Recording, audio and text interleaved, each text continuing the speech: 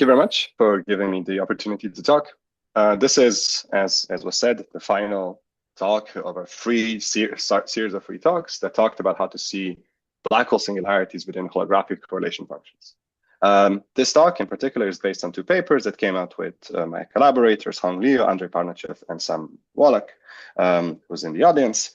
And basically, I will try to focus. The climax of this talk is going to be the second paper, which talks about charged black holes and how the singularities approach, how the singularities of charged black holes, which are slightly more non-trivial than for neutral black holes, appear within the CFT data that determines holographic correlation functions. As usual, anyone, if you have any questions, please let me know. This should be fairly informal, and hopefully we're going to have a nice discussion throughout this talk. And if anything is unclear, please let me know. I'll stop.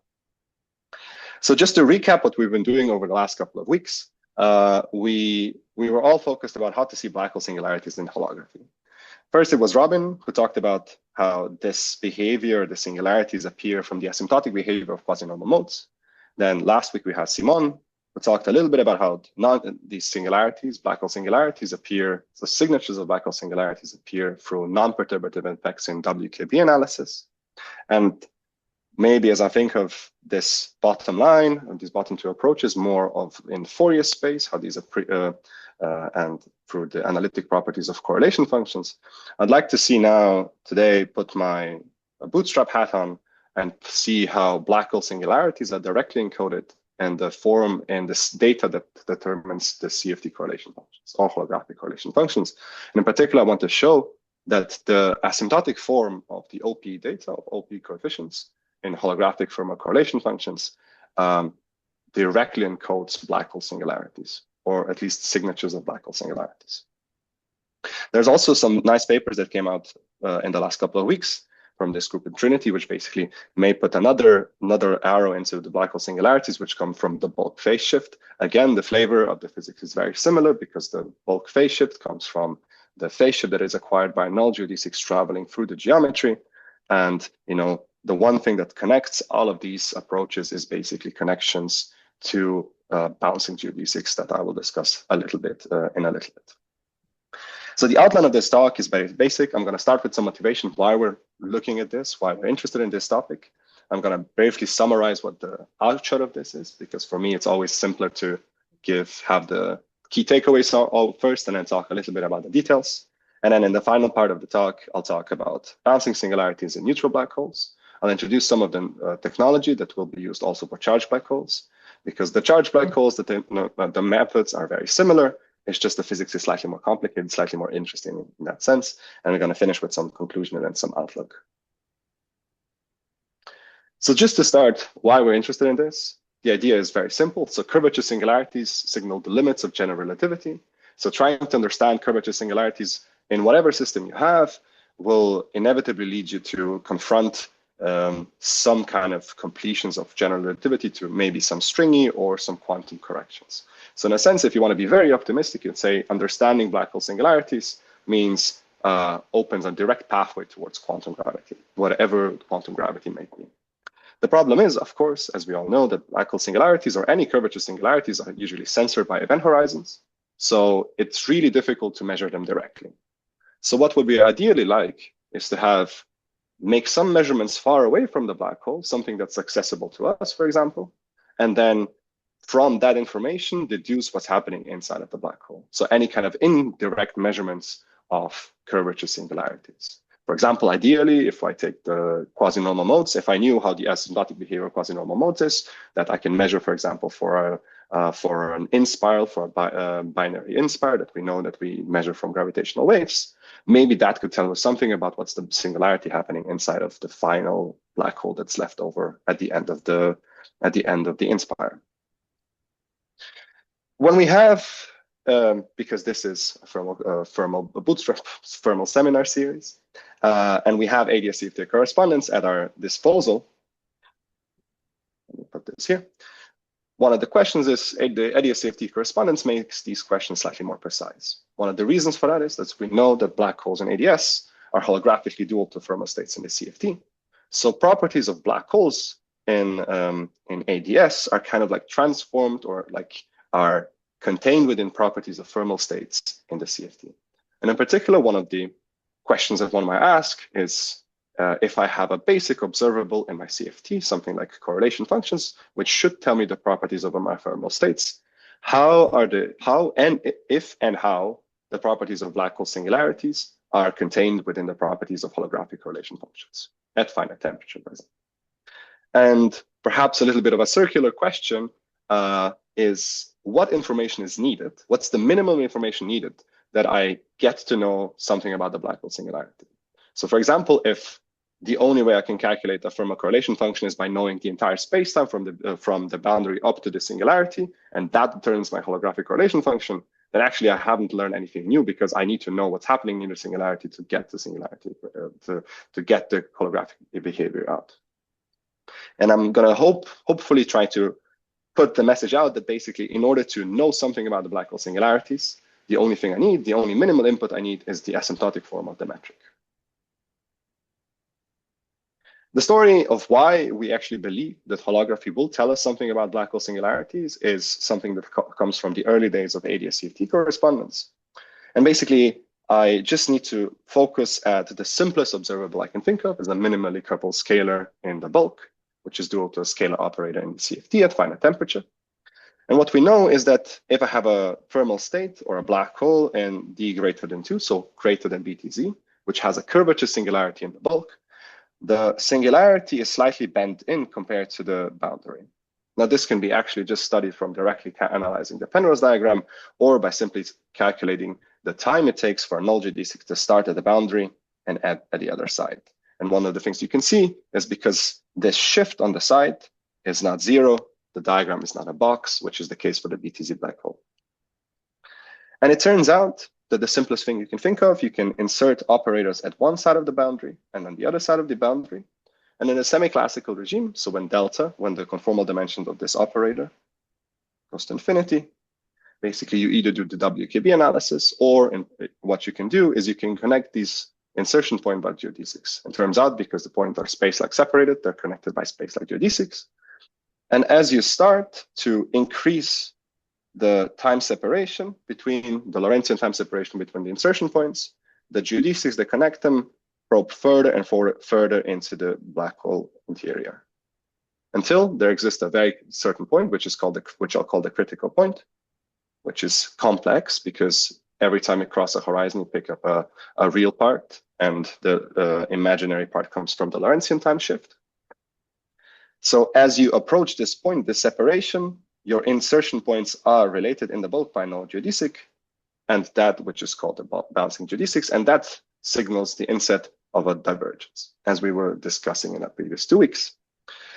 But the main point of that is, so holography is actually smart enough to know that this divergence actually doesn't exist. It's at least not in the first sheet. It's actually, what happens is that this geodesic that I probe here, despite us having so much focus on it, it's actually not, it doesn't actually contribute to the path integral of holographic correlation functions in a semi-classical limit. And in order to see it, you have to analytically continue your correlator to a second sheet.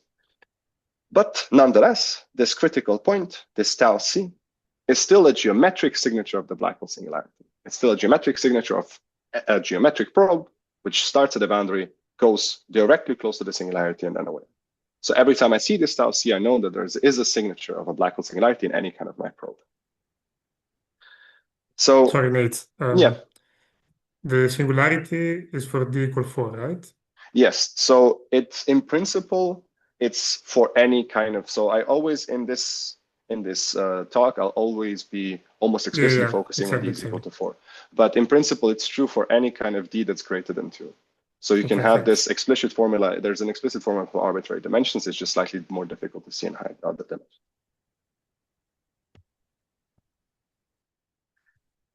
So as I said, that despite this singularity, this signaling a singularity in your Fermat correlation function, this is a little bit subtle, because this singularity would lie in the strip of analyticity, and it shouldn't be there. So actually, in order to get there, you need to do some analytic continuations in order to get to the second correlation sheet in the complex tau plane. But nonetheless, the signature is there. And from our CFT point of view, we know that correlation functions and any observable, the entire CFT is determined by CFT data. So one can ask, okay, if this is still a singularity that the correlator knows about, how is it encoded in the CFT data?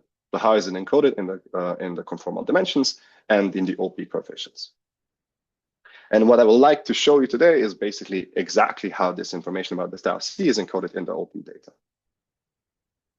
So the simplest thing one can do is I start with my correlator, with my two-point correlation function. And as usual, I separate it into the OPE. In holographic field theories, it turns out that there's a clean separation into something which I'll call the generalized stress tensor sector, which involves the exchanges of the stress tensor and any conserved charges that you have in your theory. In particular, for the charge case, this will be conserved charges associated with the U1 symmetry or with the U1 gauge field.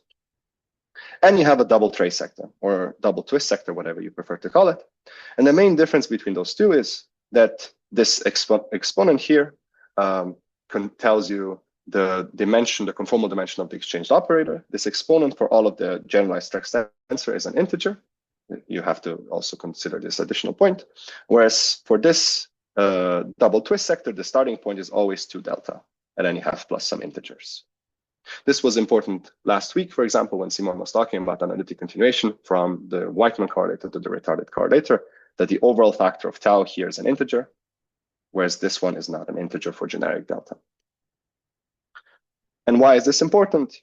Because the upshot of my talk is that the asymptotic behavior of the OP coefficients of the stress tensor sector, these lambda n's that I introduced here, so these coefficients, they contain information about the black hole singularity. In particular, their asymptotic form is simple enough that if I insert it back into the stress tensor OPE, I can resum the entire OP sector and find that near the critical point, near tau C, I find a divergence. And this is exactly the same tau C that I found for the bouncing geodesic. The important point here is that I start with a finite delta. I start with a correlation function, which doesn't have to do anything with the semi-classical limit. And what I find is a singularity, which is predicted by the semi-classical analysis. And the reason why this is allowed is because compared to the full correlation function, which is constrained by analyticity, by the KMS symmetry, individual parts, individual sectors of the OPE are less protected, and they can have singularities at points within the strip of analyticity, which, by the way that I write this form, the strip of analyticity is, in this case, this vertical strip in my plots. An important point that I'll try to stress, maybe that's been discussed in the previous weeks, but it hasn't been stressed enough, I think, as this lambda n's, which contain the information about the black hole singularity. The only input that you need in order to determine them is just the near boundary expansion of the metric. So I don't necessarily need to know anything about what my interior happened. In particular, I don't need to know what's happening near the singularity. I only need the asymptotic large R expansion of my metric. There's a nice physical intuition about why this large N behavior of the OP coefficients contains information about the singularity. It's just as a reminder, this lambda n's at large N contain information of the exchanges of large number of stress tensors, of large number of charge currents. And if you think about what the dual of those is in the gravitational in the bulk, the dual of this is the exchanges of gravitons. So as you go closer and closer to the singularity, you can imagine that the number of graviton exchanges gets larger and larger. So heuristically, it makes sense that the information associated with the exchange of large number of gravitons, at least in the holographic sense, will tell you something about regions of high curvature. What's new about charged black holes is that their causal structure is completely different from neutral black holes. And this is not just a perturbative change. Usually we're kind of used to saying, at least from a CFT point of view, I would say like, okay, if I have a CFT at finite temperature and I'd add a little bit of charge, a little bit of, just small Q, then the CFT won't change that much. And you would think that the field theory behaves relatively similar to what you would normally have for non-charged, uncharged, or charged states. But on the other hand, in the bulk, the causal structure of your spacetime changes drastically, right? As soon as I have a little bit of charge, your curvature singularity goes from being space-like, which is bent in like this, right? Oops. To being time-like and bent upwards. So the bending is there regardless because this is ADS. But as soon as you have a little bit of charge, your Penrose's diagram basically opens up. It's infinite compared to just a small box. And not only that, you have an unstable inner horizon. So that's just the standard thing that we have. We know that if you have a perturbation and if you include a Fourier with back reaction, adding a small perturbation near the interior inner horizon, blue shifts the probe infinitely, and basically it's expected that the inner horizon will collapse to a genuine space-time singularity. So holographically, it kind of like charged black holes are a little bit weird, not even holographically, but even normally, it's sort of like it corresponds to a very finely tuned state. But in a holographic sense, they're a little bit special as well, because there was some discussion of something called the holographic cosmic censorship, which claimed that space-time behind the inner horizons actually does not make any contribution or any sense for holographic correlation functions. So it doesn't seem to play a role holographically. So anything that happens beyond here was just not important for any full holographic correlation function. And I'll try to discuss that this is actually not completely true. And the reason why this happens is basically just from physical point of view. Why this was argued is from a physical point of view because of this unstable inner horizon. And so if you thought about any probe sending actually into the inner horizon, it would just destroy them. So the only thing that you need to worry about is the space-time outside of the inner horizon, at least holographically.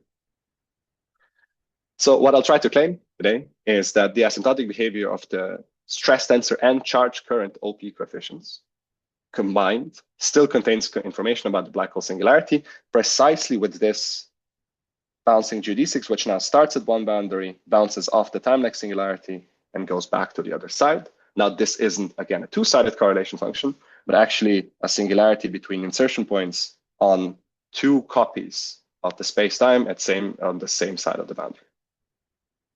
And in particular, this has the same structure. So if I resum the OPE coefficients, I find that my stress tensor and charge sector develops a singularity precisely the same time shift associated with these black holes, associated with these time-lag geodesics, for all ranges of my mass and the charge of the black hole.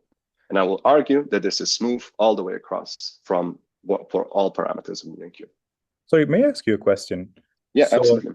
So before you try to argue that it makes sense that like multigraviton will explore essentially the singularity, on the other side, like Fitzpatrick-Wang technique seems to say that exchange of gravity, essentially the multi-stress tensor sector is captured not very deep in the bulk, right? Yeah. So how the two claims actually are not in contrast? So I think the idea is that from a physical point of view, so it's an interesting question to think about, right? Because the only thing that you need from a Fitzpatrick-Wang ansatz, it's really the near boundary expansion, right? But I can still think of this as sort of probing closer and closer to the interior, right? Some heuristic sense, right? It's the expansion in small tau, but you can think of like as tau gets exchanged, these large exchanges of large number of gravitons probe deeper and deeper, right? You need them to become more and more important as your tau gets exchanged. Now the question is, so there's a little bit of bait and switch, right? So what this will happen is like as n goes to infinity, I'm always, in principle, what I'm always doing is saying, okay, I know how to calculate n to some finite number, to 500. But then I say I have no physical reason why this behavior that I have won't work until infinity. And when it works until infinity, I probe very deep into the geometry, right? But still, because I'm calculating only in the thermal circle, I will only probe up to the horizon regardless. Mm-hmm. But then I do analytic continuation right? So let me talk about this. For example, I will know my correlator only on this strip, which is from 0 to beta, or 0 to beta over 2 in principle, right? Because this goes all the way to the horizon. And then I have to say like, okay, I can resum it, and then I can trust my calculation all the way to a complex point. Mm-hmm. So in a sense, the way that I think about it is there are two ingredients to get this result. The first one is I need to know the asymptotic form of my OPE coefficients, which gives you the Fitzpatrick-Wang, and this probes you all the way close to the horizon. And then if you want to go in a GR sense from the exterior region of a black hole to the interior region, I have to do an analytic continuation of my spacetime. And this analytic continuation in the CFT side has a direct analog of analytically containing my correlator from the real tau to a complex tau. And I think this is, in my opinion, the way that the two ingredients necessary to probe the singularity. And I think the two things, if things may go wrong in more complicated examples, is either that asymptotically this behavior just is not correct, or there's some obstruction along here, some cut that doesn't allow you to go to this singular point. Okay. I think, thank you. Yeah, thank you. Okay.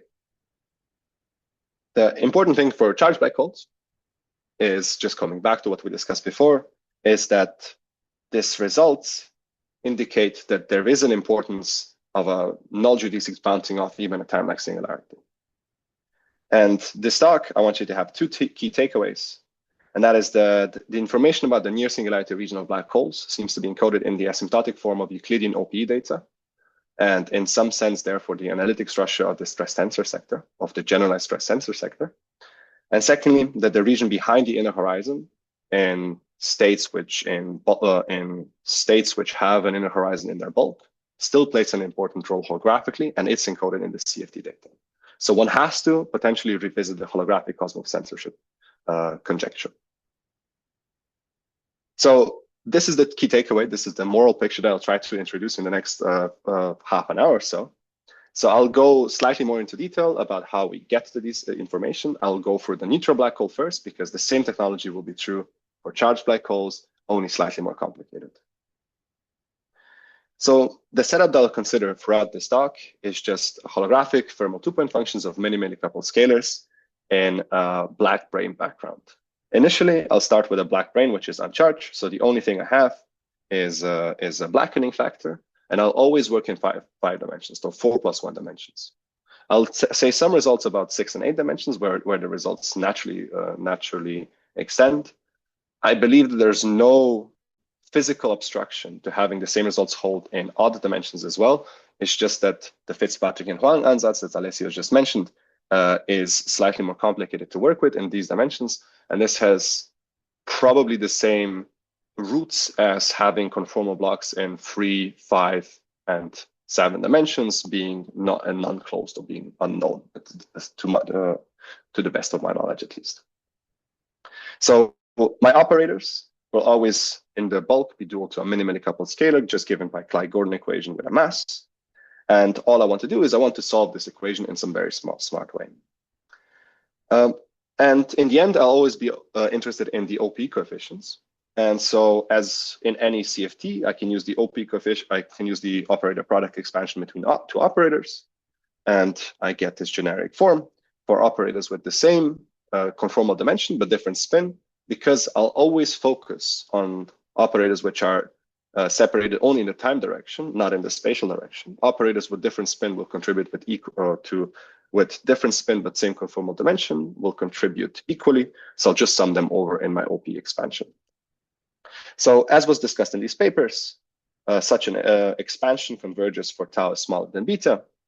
And in particular, if I insert it into my correlation functions, in my thermal correlation functions, unlike in the case for 0 temperature, it turns out that this OPE for two-point functions actually has an important consequence. And that is because I have a non-trivial scale in terms of my inverse temperature, one-point functions can be non-trivial for other operators other than the identity. So what happens is that I can have this expansion in generic thermal CFTs in terms of my two-point function can be expanded in OPEs. In holography, let me start. There's another important feature that I'll discuss at some point, which is the KMS condition, which you can see just as a crossing equation for correlation functions at finite temperature, which is basically tell you that any correlation function is periodic with in the real direction in tau with period beta. Or in other words, if I evaluate my correlation function as beta over 2, it has to be symmetric around this point. And this is heavily used in a thermal bootstrap program, just basically to constrain your thermal correlation functions. For us, the only important thing is that because I can see from this general behavior that tau is equal to 0, assuming that all of these dimensions are positive, at tau is equal to 0, I will have a divergence as 1 over tau to the power of 2 delta. And because I know that this periodicity condition holds, I know that I will also have a k-mass pole at beta, plus minus beta essentially, or at any kind of like beta and any kind of positive integer, any kind of integer multiple of beta. So this was true in arbitrary thermal CFTs. Actually, the previous KMS symmetry is true in arbitrary thermal QFTs. But for holographic theories, we know that the OPE separates nicely into two sectors. The first one I'll call the stress tensor sector. In this case, because I'm focusing on a neutral black hole, it just has the exchange of the stress tensor operators or the energy momentum operators, whatever you want to prefer to call them. And then you have also the correlation function, the exchanges of double traces, which are just the composites of your insertion operators, or delta, dressed appropriately, dressed with some derivatives.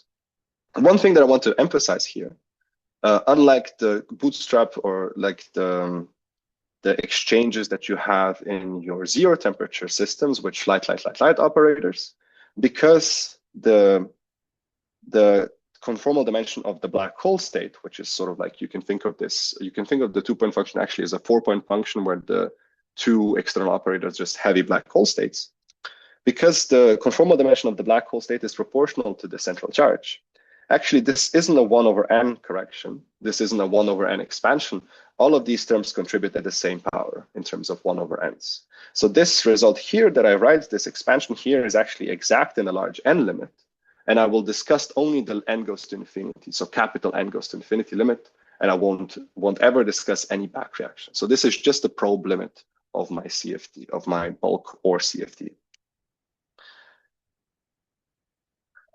And the reason why we find this much more complicated, much more complex behavior of singularities in my stress tensor sector is because while the 4 correlator has to obey the KMS condition, the individual parts, so the stress tensor and the double trace sectors do not. So they can have much more complicated structure, and in particular, they can have singularities at non-trivial points within the strip of analyticity.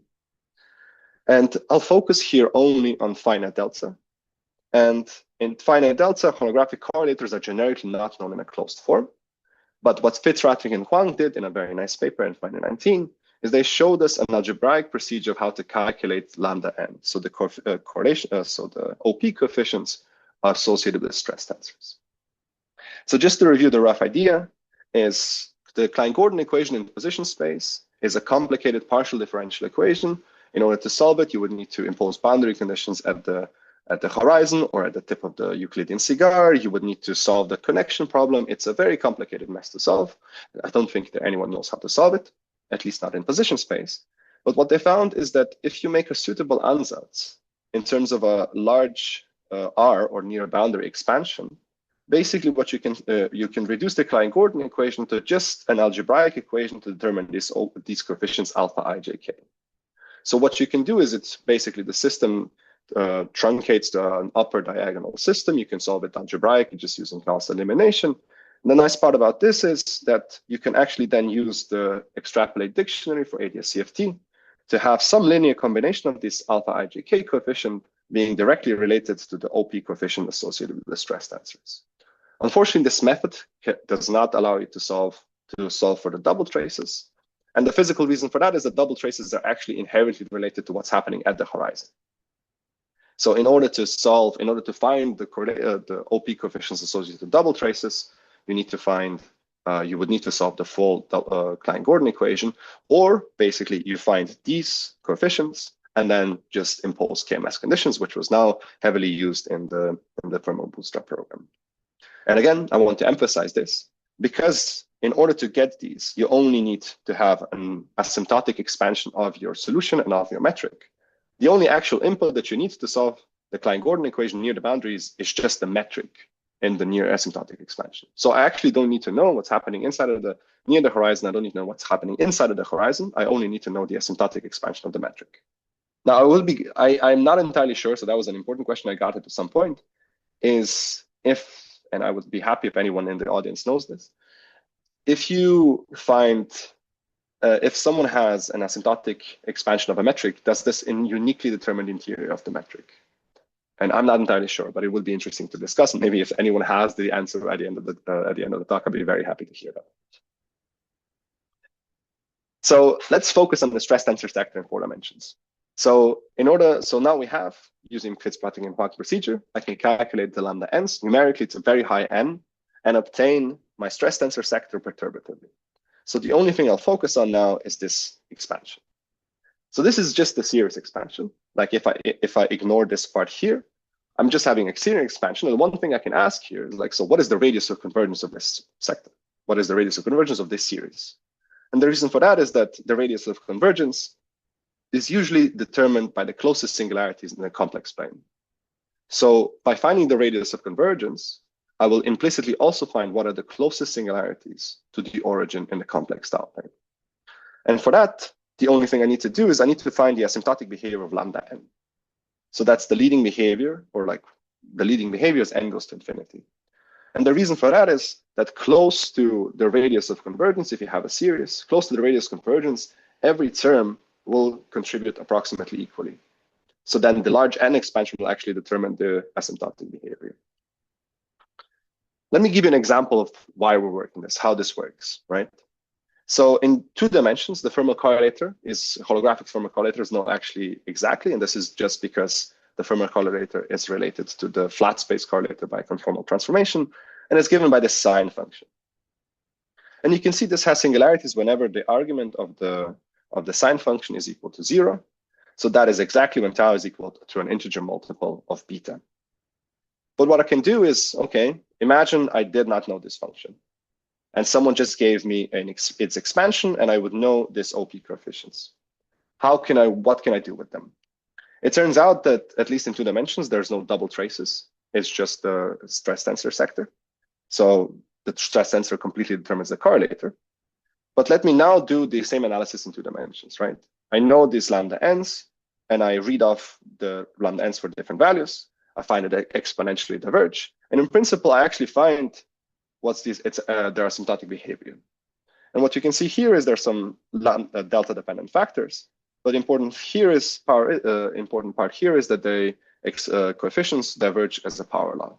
So this is the ratio you can see here. This is the ratio between the actual data and its asymptotic form. And as delta gets increased, you need more and more data to find the correct asymptotic form. The reason why this is nice is because this form is actually simple enough that if I insert it into my OP, into my OPE, I can resum it. And I find that it resums into just a logarithm. And this logarithm diverges, at least when delta is positive. It diverges whenever tau squared is equal to beta squared. Or in other words, when tau is equal to plus minus beta. And it diverges exactly with a pole. Now, this pole is exactly the same pole that you would find if I just take this form and just expand it, tau is equal to plus minus beta. But because I'm doing the OP expansion, I only find the leading form, right? I don't have any information what's happening behind. So this is the same philosophy that we'll have later on, right? So the only thing we will have is we'll have this asymptotic structure of my correlation functions, which are now in 4 dimensions slightly more complicated. But what it will enable me to do is the first singularities in the complex time plane. Unfortunately, all singularities at larger distances cannot be seen, at least not using these methods. So what happens in 4 dimensions? In 4 dimensions, the correlation function is not known exactly. So what I need to do is I need to order it lambda n order by order. And I see it's some rational functions of the conformal dimensions. In general, what you can find is that it always has this form. The reason why there's divergences in integer delta, it has to be related to the fact that when delta is an integer, the double trace and the stress tensor sector mix. So this has to be related to a mixing problem. We won't worry about that. So let's just imagine that delta is non-integer for our purposes. For anyone who thinks that the Fitzpatrick-Wang ansatz is a little bit of a black box, which it is, this data is consistent with all the data obtained from any other methods, and it passes all kinds of consistency checks. So while this form is kind of nice, let us do the simplest analysis. I'll fix the conformal dimensions of the external operators to just a fixed finite value. And I'm just going to analyze what the asymptotic form of the OPE coefficient is. It turns out that compared to before, I still have the same parallel behavior, only with a different exponent here. That's not going to be that important. But I also have some exponential behavior. I have some power which diverges slightly faster than in 2 dimensions. And I have also some oscillations, but we won't worry about oscillations that much. This form is still simple enough that if I insert it into my OPE, I can just resum it. And it turns out, again, I get a log function. But now the divergence are whenever log hits 1, and the divergences are when tau 4 is equal to minus beta over square root of 2 to the power 4. Now, this can be rewritten slightly simpler. This is equivalent to saying that tau has a divergence exactly at tau c. And this is exactly the same tau c that we found for the geodesic analysis, right? And it turns out that I can find that when resummed and going close to this singularity, my stress tensor sector will have a divergence exactly the same point that's predicted or that is associated with the time shift of a bouncing geodesic. So just to stress, I started with a finite conformal dimension. So this is in principle a fully quantum, if you want, a fully quantum correlation function that doesn't have to do anything with the semi-classical analysis. I can resum the stress tensor sector, and I find that it has a singularity exactly the same point that's predicted by geodesic analysis, completely unrelated to what I was just talking about. And perhaps it's important to note that at least in 4 dimensions, the absolute value of the tau c is less than beta. So these singularities that are depicted here in the complex diagram are inside of the KMS, the KMS fold, and in particular, the inside of the strip of analyticity.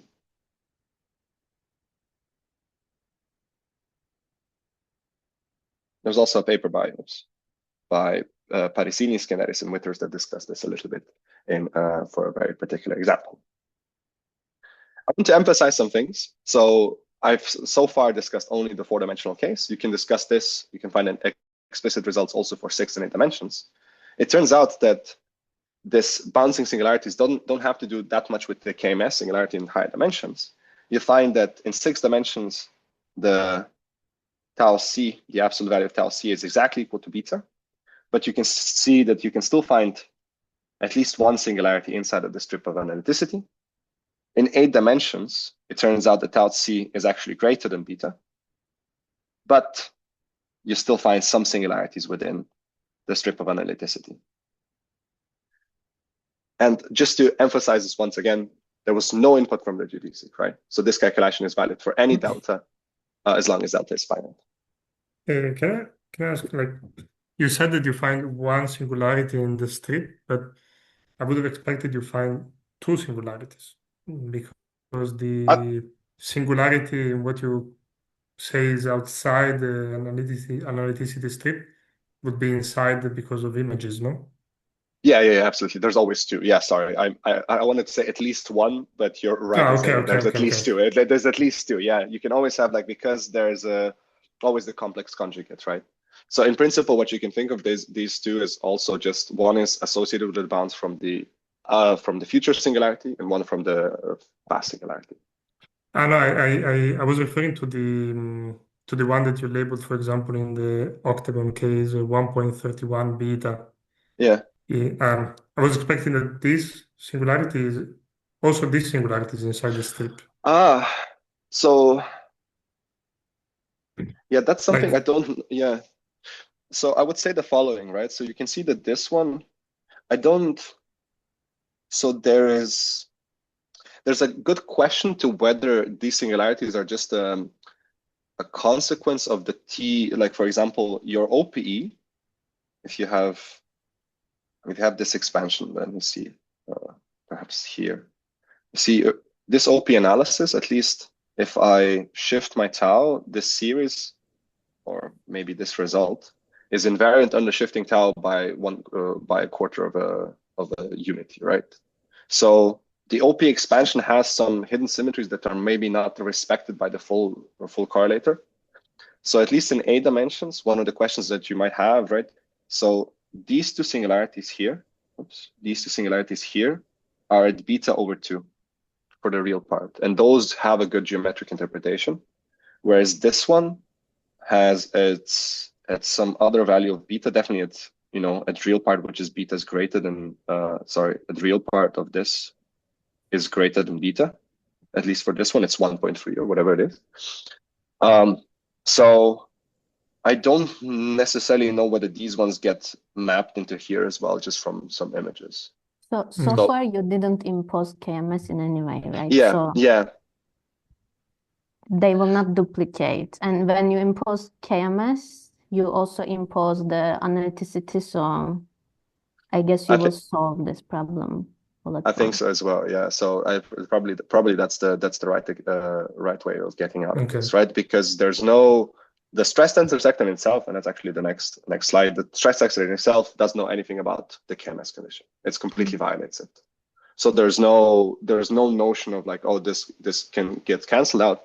And I would say rather the following: these poles get presumably canceled out by the double traces. Because at least the double traces, what we know is that these two poles, at least in A dimensions, for example, while we're here, they're not there for the full correlator. So we know that these have to be canceled out by the double traces.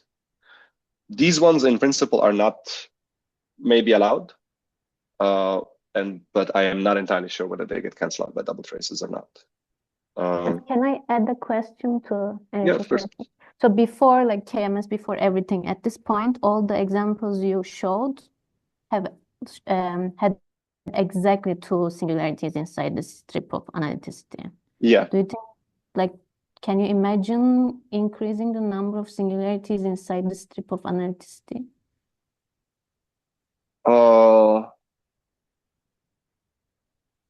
It could be. Yes, actually, I think it could be, and that they would be related to bounces, which, right? So, for example, if I do, let's just do a, where do I have a, if I have, sorry, I don't have a, yeah, if I have this one, right? So if I start here and here, right? I'm at beta over 2. The final point is at beta over 2. So, but if I can clearly imagine a singularity like this, which would a geodesic like this. So these 2 points, for example, this and this, these 2 points will be related by a null geodesics with bounces of several times, and that will have this the change of beta will be still beta. The time shift for those geodesics will be still beta over 2. So in terms of our plots here, for example, in 4 dimensions, they will be somewhere here. I think presumably, I would assume that they're somewhere here, right? What will happen is that just the Lorentzian time, which is imaginary here, will be shifted because you will add it every time you bounce off the in-bouncing singularity, you will add a little bit to it. But the final beta, the final real charge, real shift will be beta over 2. So I think you could have them, and I think this is what, for example, what was seen in the quasi-normal modes paper by Robin, by Matthew, and by Christopher. Okay, cool. So just to end this section for the neutral black hole, is you can check explicitly whether this double trace, let's say the stress tensor sector, is symmetric around the beta over 2, and it turns out it's not.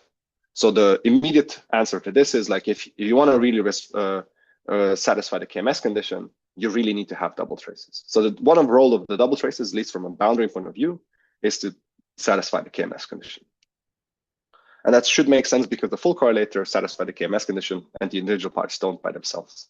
And if you add the stress tensor and the double traces, you will satisfy the KMS condition. Okay, so let's finish this by talking about the charged black hole. And the idea is I'll consider exactly the same setup. I'll consider minimally coupled, uncharged neutral probes. Only now I'll have a black brane, which is not the neutral black brane, but it's charged. So the only thing I add this additional term, which is proportional to Q squared. And immediately you see that when I go closer to the singularity, because I have this additional term here, when R goes to 0, this term will dominate no matter how small Q is. So even if I add a small amount of Q, it turns out that this R to the 6 at some scale will start to dominate. And if you think about this, this is sort of like the main reason why you have this non-analytic structure of like this sudden change of my Penrose diagram. It's not just a simple small parameter choice change. This term here will dominate near the singularity. So we can expect some very much different physics. And as I talked before, adding charge drastically changes the causal structure from the neutral case here to the charge case, where essentially this singularity, if you want to, this Penrose diagrams just opens up outwards. So instead of having just two asymptotic regions, which are causally disconnected, you have several asymptotic regions, which are now basically time-like separated, but can be on the same boundary. For example, these two boundaries are time-like separated, and they're basically different copies of the same space-time. And shortly after the original papers, people asked, like, okay, are there bouncing geodesics for charged black holes? In particular, Breher, Hare, and Rosali, this picture is actually from their paper, show that if I insert operators at this on opposite sides on the same universe, it turns out that unlike in the previous case, where if I start to shift the time shift further and further down, so if I increase the insertion difference between the insertion points, that the bouncing geodesic go closer and closer to the singularity and eventually reach the singularity, reach this null geodesic. What turns out here is that you go closer and closer to the inner horizon, but at some point you stop. You don't go further in than just the inner horizon. So it turns out that space-like geodesics in a charged black hole just don't probe the interior of the inner horizon. And this was seen as in accordance with the holographic cosmic censorship condition.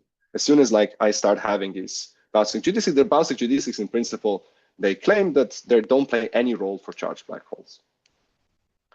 But the reason why they found this is in particular because they look at correlation function between points in the same universe, but this is on the other side, on the opposite boundaries. It turns out that you can still have bouncing singularities, bouncing geodesics, only which disconnect 2 points on the same side of the Penrose diagram, but just on different universes. And you can still determine tau c in the same way as for the neutral case. It turns out that it's slightly more convenient to rewrite it as a contour integral, where you pick up poles. It turns out you have to choose a contour, and this contour is intimately related to how you analytically continue your spacetime across the outer and inner horizons. This intimately determines that the contour should be this way. And you see, by choosing this contour, I pick up contributions, which is related to the outer horizon, related to the inner horizon, related to something which I'll refer to as the singularity. You can evaluate this explicitly in terms of the positions of these poles. And it turns out that the extremal point, so the time shift of the geodesic, is just given by the difference. The real part is given by the difference between the outer and inner temperatures. And then you have an imaginary part, which is related to how much the singularity is bent in. And the singularity part, this part here, is intimately related to the fact that you have this pole at the imaginary axis, which basically tells you how much this the singularity is bent in and out compared to the boundaries. The reason why I write this explicitly now, why I write this point, is because one of the things that we know about charged black holes is that they have an extremal limit, which means that there is a maximum amount of charge I can add to my black hole before the horizon basically degenerates and then completely disappears, and we're left with a naked singularity. And this extremal point can be seen as the point where the outer and inner horizons coincide. And naively, you would say, okay, this term diverges and this term diverges, so therefore this will just go to infinity. But it turns out that this term and this term diverge exactly in the same way, and in the opposite, exactly the same way, but with opposite signs. So if I choose exactly this contour here, you will find that the extremal point is smooth. Nothing happens there, and in fact, you can trust, if you trust this formula, even beyond the extremal point to the super extremal point, you find that it's completely smooth. It goes just from the point associated with the neutral black hole to the point in which the charge, there's so much charge that it basically dominates your black hole.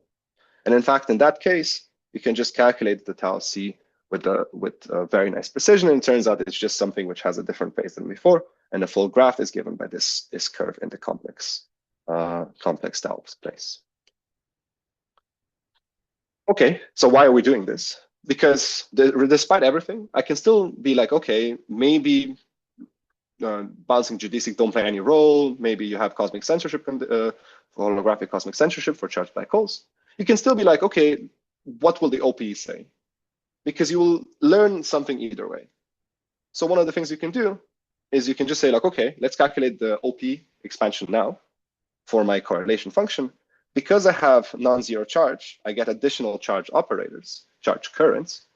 The difference is now because everything is uncharged, my black hole has, even though my black hole has charge, my operator, my insertion operators are uncharged. So the only thing that can get exchanged are combinations which are uncharged. So I have like some operators which has charge Q and some operators which has minus Q, and basically they're composites, which I denote this JJ bar here, they will be uncharged.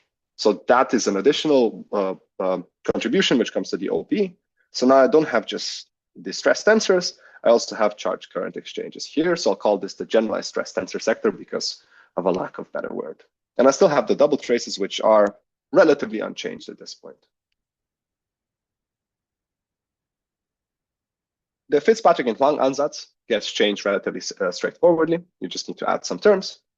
And it turns out that you can calculate the OP coefficients associated with the generalized stress tensor sector in a very straightforward way. The dependence on delta is the same as before. It's just some rational functions of delta. The one thing that I want to emphasize here is the only dependence on Q and mu is just some polynomial structure. So there's no rational functions of mu and Q. It's just everything is just a polynomial of mu or Q squared. And Q squared basically comes about here just because you have a neutral operator, right? Because you have a neutral operator, everything has to come with Q and minus Q, and so it's always a Q squared. Q squared, or in other words, basically saying only JJ bar one-point functions have a non-vanishing expectation value. And then you say, okay, I have this. What is the asymptotic form of my OPE coefficients? It turns out that you can plot the data. So here I have a log plot of my absolute value. And you see that basically as I increase charge in some dimensionless units, things start to jump around a little bit. They don't jump around in some nice way, but it turns out they have some non-trivial phase. You play around with it, spend a month, 2 or 5 analyzing this data. And one of the things that you can find is that it's very consistent that the asymptotic form of this is a little bit more complicated, but still of the same structure as before. Instead of having just tau C as we had before, remember we had a phase which was fairly straightforward. Now we have a phase which depends also on the critical point. So you separate your critical point that you find from your geodesic analysis, or just some value, and you find that you have some cosine here now. You're thinking like, why is this the simple ansatz that you can think of?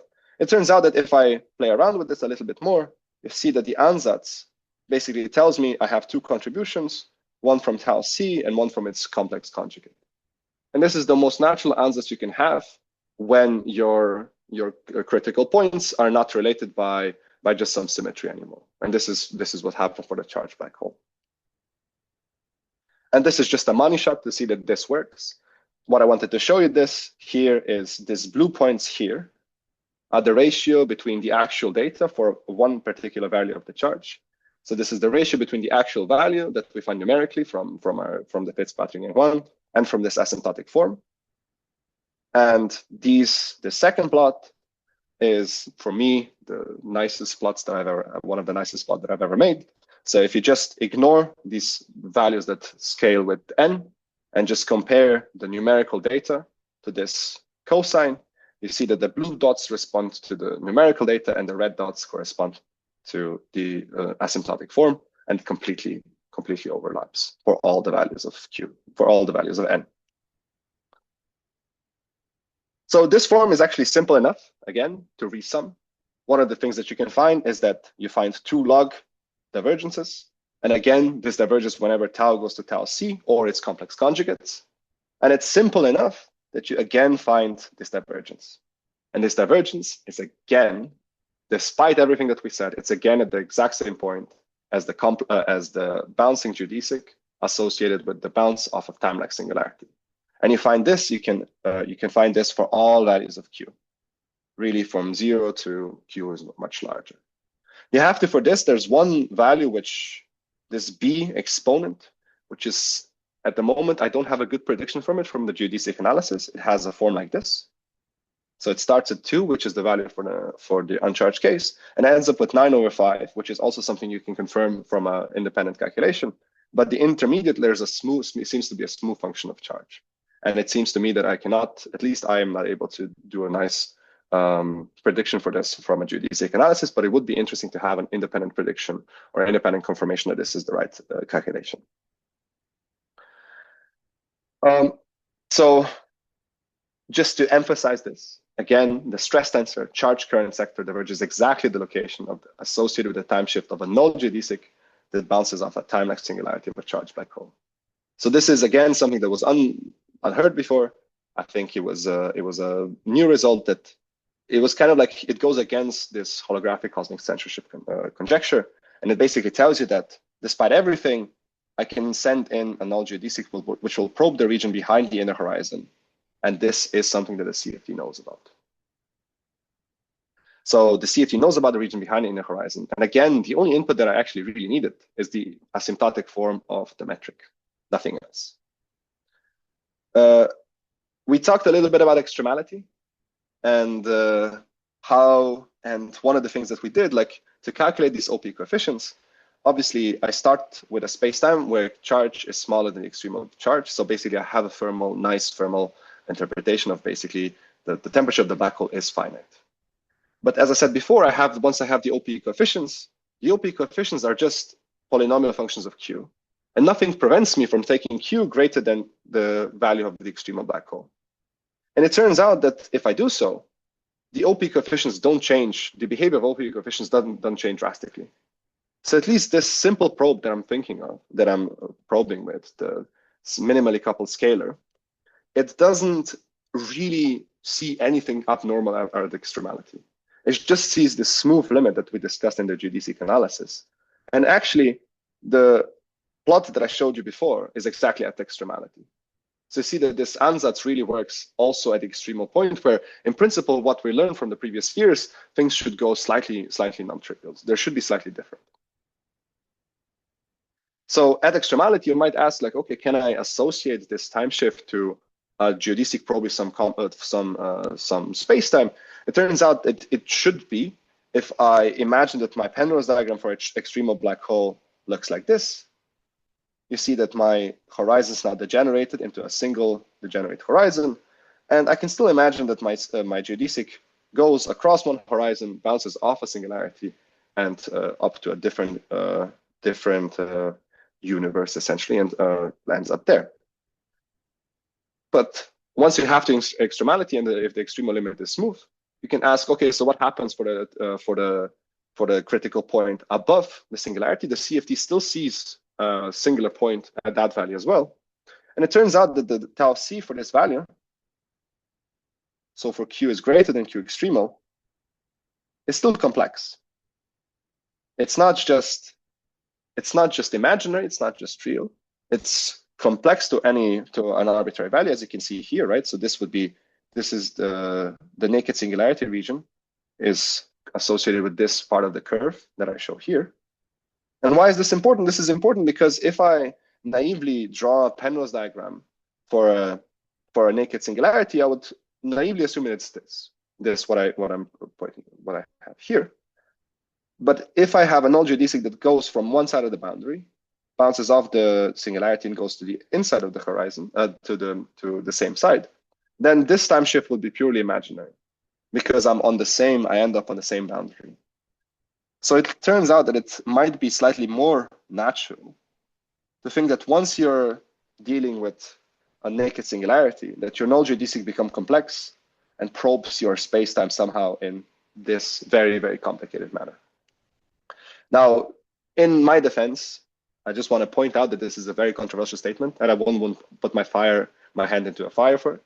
But I just think it's an interesting possibility to see that the CFT in principle can probe something it would be interesting to discuss further whether it can probe something which is super extremal. Whether naked singularities can be probed within your CFT, and whether the CFT would know that it probes a naked singularity in some way. And it turns out, at least from everything that I've shown you so far, that these simple probes that minimally coupled scalars are unable to distinguish between a black hole which is below extremality and a black hole which is extremal or super extremal. And I want to just finish off in the last minute or so.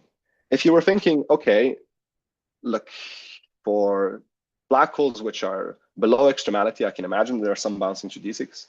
For everything that's above extremality, this seems very, very much far-fetched. There's one nicer way of thinking about these singularities or these bouncing geodesics, and that is to start with a black hole which has imaginary charge. Now, this geometry has problems from coming from the fact that the energy momentum tensor associated with the charge is now negative. So it violates all kinds of energy conditions, but you can still think of this as just some sort of geometry, and you can still probe it in a sense. And it turns out that when the charge is imaginary, the space-time diagram, the causal structure, is exactly the same as for the neutral black hole. So it doesn't open up. What it does by adding this imaginary charge is basically slightly shifts the singularity slightly inwards or outwards, depending on the sign of the charge. So it basically just moves this bending in further inwards or further outwards. So, and for that, what that means is that for all values of the imaginary charge, the bouncing geodesics will exist.